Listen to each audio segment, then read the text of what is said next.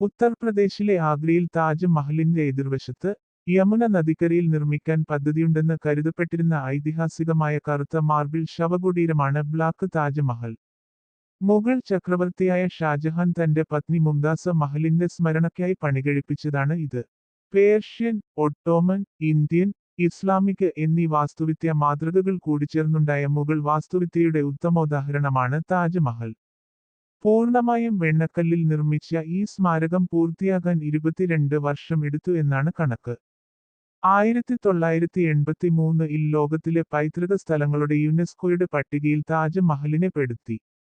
വെണ്ണക്കല്ലിൽ പണിത സൗധമാണ് ഏറ്റവും പ്രധാനമെങ്കിലും ഇതിനോടനുബന്ധിച്ച് മറ്റു കെട്ടിടങ്ങളും ചേർന്ന ഒരു സമുച്ചയമാണ് താജ് മഹൽ. ഇതിന്റെ പണി ഏകദേശം 1632-ൽ തുടങ്ങി 1653-ൽ തീർന്നു എന്നാണ് കണക്കാക്കപ്പെടുന്നത്. 10,000-കണക്കിന് തൊഴിലാളികൾ ചേർന്നാണ് ഇതിന്റെ നിർമ്മാണം പൂർത്തീകരിച്ചത്. ഉസ്താദ് അഹമ്മദ് ലാഹോറിയാണ് ഇതിന്റെ പ്രധാന ശില്പി. കാലത്തിന്റെ കവിളിൽ വീണ കണ്ണുനീർത്തുള്ളി എന്നാണ് രവീന്ദ്രനാഥ ടാഗോർ താജ്മഹലിനെ വിശേഷിപ്പിച്ചിരിക്കുന്നത്. താജ് മഹൽ കെട്ടിട സമുച്ചയം സാംസ്കാരികവും ഭൂമിശാസ്ത്രപരവുമായി വളരെയധികം പ്രാധാന്യമുള്ള ഒന്നായതുകൊണ്ട് ഇതിനെ ചുറ്റിപ്പറ്റി ഒരുപാട് വ്യക്തിപരവും വൈകാരികവുമായ പഴങ്കഥകൾ ഉരുത്തിരിഞ്ഞു വന്നിട്ടുണ്ട്. താജ് മഹൽ പണിതതിനു ശേഷം ഷാജഹാൻ ഒരു കറുത്ത താജ് മഹൽ യമുനയുടെ അക്കരെ ഇപ്പോഴത്തെ താജ് മഹലിന് എതിരായി പണിയാൻ ഉദ്ദേശിച്ചിരുന്നു എന്നത് നിലനിൽക്കുന്ന ഒരു കഥയാണ്. ഈ ആശയം ഉരുത്തിരിഞ്ഞത് 1665-ൽ ആഗ്ര സന്ദർശിച്ച യൂറോപ്യൻ സന്ദർശകനും ജീൻ ബാപ്റ്റിസ്റ്റ് ടാവനിയർ എന്ന എഴുത്തുകാരന്റെ ഭാവനയിൽ നിന്നാണ്. കറുത്ത താജ് മഹൽ പണിയുന്നതിനു മുൻപ് ഷാജഹാനെ മകനായ ഔറംഗസേബ് തടവിലാക്കിയതിനാൽ ഇത് നടന്നില്ലെന്ന് അദ്ദേഹം എഴുതി. യമുന നദിയുടെ എതിർഭാഗത്ത് മൂൺലൈറ്റ് ഉദ്യാനത്തിൽ സ്ഥിതി ചെയ്യുന്ന കറുത്ത മാർബിൾ കല്ലുകൾ ഇതിനെ താങ്ങുന്ന തെളിവുകളായിരുന്നു.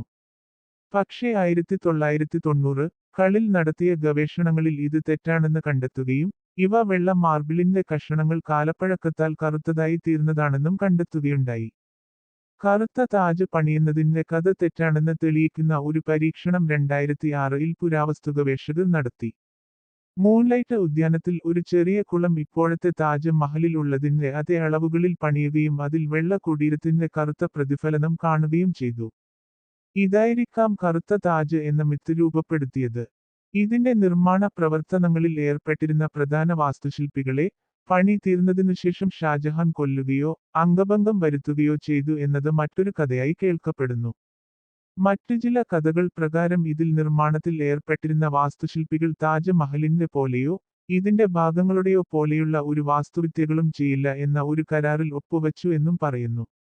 പക്ഷേ ഇതിന് സ്ഥായിയായ ഒരു തെളിവുമില്ല. അതുപോലെ 1830-ൽ ഇന്ത്യ ഗവൺമെന്റ് ഗവർണറായിരുന്ന വില്യം ബെനഡിക്ട് പ്രഭു താജ് മഹൽ പൊളിക്കാൻ ഉദ്ദേശിക്കുകയും ഇതിലെ മാർബിൾ ലേലം ചെയ്യാൻ തീരുമാനിക്കുകയും ചെയ്തതായി പറയുന്നു. പക്ഷേ ഇതിനും വ്യക്തമായ തെളിവുകളില്ല. ബെനഡിക്ട് പ്രഭുവിന്റെ ജീവചരിത്രകാരനായ ജോൺ റോസല്ലി, ബെനഡിക്ട് പ്രഭു ധനസംഭരണത്തിനു വേണ്ടി ആഗ്ര കോട്ടയിൽ പണിയിൽ ബാക്കി വന്ന മാർബിൾ വിൽക്കാൻ തീരുമാനിച്ചതിൽ നിന്നുണ്ടായ കഥയാണ് ഇതെന്ന് വെളിപ്പെടുത്തുന്നു. 2000-ൽ പി.എൻ. ഓക്ക് നൽകിയ ഒരു അപേക്ഷ പ്രകാരം ഒരു ഹിന്ദു രാജാവാണ് താജ് മഹൽ പണിതത് എന്ന അവകാശവാദം സുപ്രീം കോടതി തള്ളി.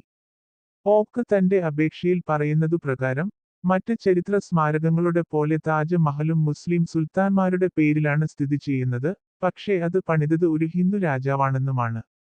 രാഷ്ട്രീയ ലക്ഷ്യങ്ങൾ ഉന്നം വെച്ചുള്ള ഈ വാദങ്ങൾ സുപ്രീം കോടതി തള്ളുകയായിരുന്നു. വീഡിയോ ഇഷ്ടമായാൽ ലൈക്കും ഷെയറും ചെയ്ത് സപ്പോർട്ട് ചെയ്യുക. ഇതുവരെ ചാനൽ സബ്സ്ക്രൈബ് ചെയ്യാത്തവർ സബ്സ്ക്രൈബ് ചെയ്ത് താഴെ കാണുന്ന ബെൽ ഐക്കൺ എനേബിൾ ചെയ്ത് ഓൾ എന്ന ഓപ്ഷൻ നൽകുക.